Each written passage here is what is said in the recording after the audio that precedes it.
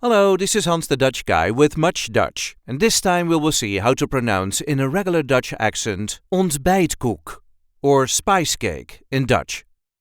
This is the way we say Ontbijtkoek. Ontbijtkoek. There is a light emphasis on the second syllable. Ontbijtkoek. Ontbijtkoek.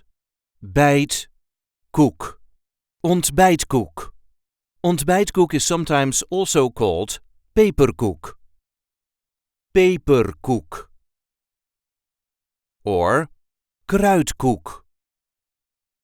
Kruidkoek.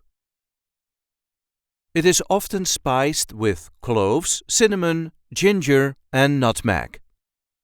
I hope this video was helpful. You can help us by liking it and by subscribing to our channel. We do have plenty of other content here, so be sure to check that out too. And if there are any words you need help pronouncing in Dutch, just let us know in the comments, and we will get that word on Much Dutch as soon as possible. Tot ziens!